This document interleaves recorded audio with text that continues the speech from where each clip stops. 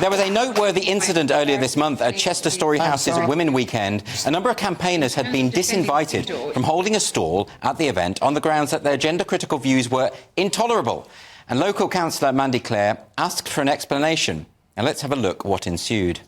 This event, and this event is called the Story House Weekend for women, not for men, for women. So aren't you being hypocritical in saying that you defend the right of freedom of speech and protest and yet lying about the women who've been disinvited from this event who are peacefully protesting for women? So when I say I agree with the freedom of speech, as long as you're not hurting anyone.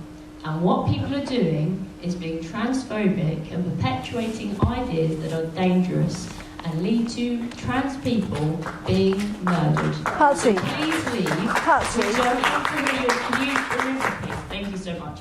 Are you serious? Thank you so much for the question. Did I say why? What reason? This event is to celebrate women. Did I break the law? What you're doing It's celebrating women. Okay, did I say anything? And I you're making it apologise into to my something followers else. or anyone who's had to deal Why with was the this question today, wrong? because it's We'd like appalling. to- When I was first arrested... And Councillor Mandy Clare from the Party of Women joins me now. Mandy, welcome to the show. That's an astonishing clip. You stood up and you asked a legitimate question, you know. Can you give us some context about what happened there? Sure. So I'm kind of known locally as a councillor who raises concerns and issues around women's rights, women's dignity, our language, child safeguarding concerns, etc., in relation to the debate around sex and gender. So the women got in touch with me. They had applied for a stall at an event called the Story House Women Weekend. So Story House is a local theatre in Chester. I'm a local councillor in Cheshire West in Chester, and I felt it would be good to go along and support the women.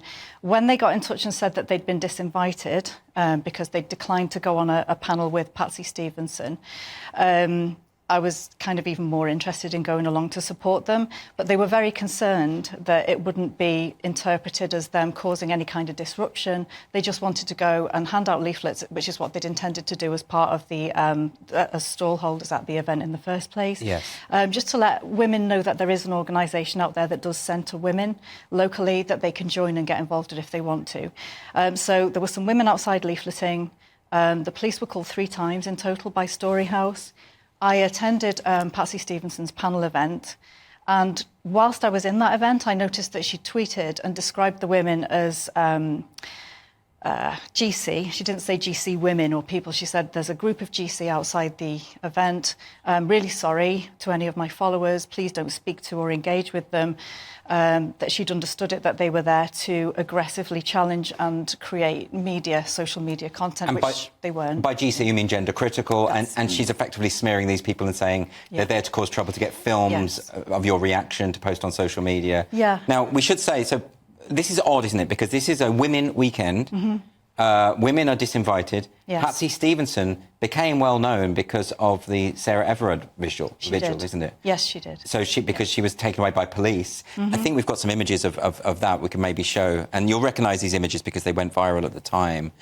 But she's standing there saying that you need to get thrown out. I mean, she did say that, didn't she? She did, yeah. So basically, I just asked her some reasonable questions. I asked her because she earlier commented that she was in favour of freedom of speech and the right to protest, regardless of whether people agreed with her views or she agreed with theirs.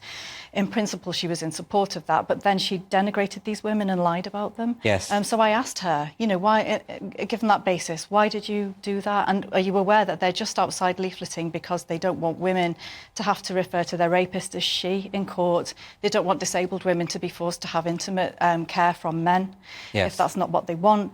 They don't want women to be intimate and strip searched by male police officers who are claiming that they're women. That's what the women have been disinvited for.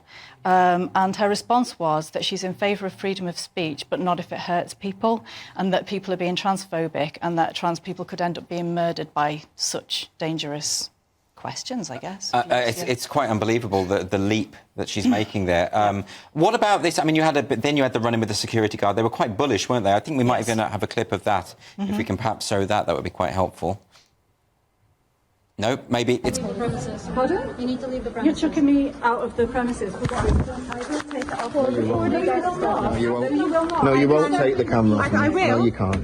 I know I'm right. You can't take it off. If you are... No, I'm not breaking any laws.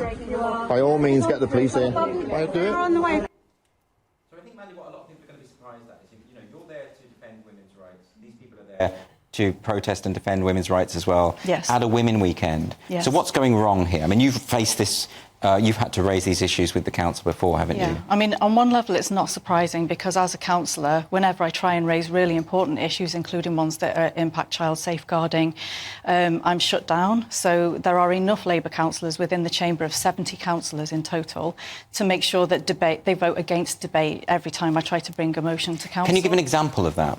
Yeah, so for example, at Chester Pride, the charity that runs that, I'd contacted them ahead of Chester Pride just to ask them what safeguards have they got in place so that children, as has happened in lots of different places, aren't exposed to sort of adult sexualised behaviour, fetish wear, that kind of thing, that's going to be kept separately from where children are, that it's not going to be hostile to anybody on the basis of their legally held views. If you believe that men and women are different and sex matters in certain situations and that's important.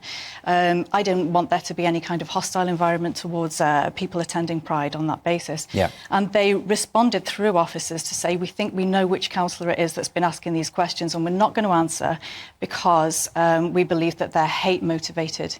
And so when I asked the council to get involved, they said, no, if you need to take it up with them, you need to lawyer up, basically, was the response. And then we had striptease in front of, within an audience that children were in and out of that tent. It was called the Glitter Tent all day, and sale of sex toys, etc., in that same environment. So the precisely concerns that you'd raised ended up coming true? They happened, and I had photographic evidence of it. Yes. I mean, the rest of the event was fantastic, apart from there was a sign that was sexist and that was hostile to women that wouldn't have shared, a trans activist viewpoint, if you want to put it that way. But when I tried to take a motion to council, they just slammed it closed, as they always do. And they say it's hate, and of course, this isn't where hate is coming. Safeguarding of children is not hateful. No, it's not. And when I ask questions and when I send emails to the leader and to the chief exec about these things, including child safeguarding, quite often I'll either get no response or they'll say, you've already had an answer, when I haven't had an answer. And then they won't let you debate. Local media don't cover it. So it's really difficult to try and get this stuff out publicly. Well, unfortunately, we're almost out of time, but I think it'd be worth just finally mentioning the fact that you're the first councillor from the Party of Women. So would you like to tell us a bit more about what you're doing? Sure, yeah. So this is, so Standing for Women is Kelly J. Keene's organisation. She's set up a brand new political party, which is for women. It's about women's rights, women's dignity, our freedom of speech. All of these things that we've found have been crushed in this way. And what I am going to be doing is working with Kelly J to try and encourage ordinary, people to come forward as candidates, not think that it's something that's beyond them, because I'm one of 70 councillors, and there's only 2 of us in that chamber who, over the last, say, 12 months, 18 months, have been prepared to actually speak up on these issues. If you are someone who cares about these issues and you are willing to speak up on it, we're there to support you, and you're already better than anyone else that's in your local council chamber in all likelihood. So. Fantastic. Mandy Clare, thanks so much for joining me.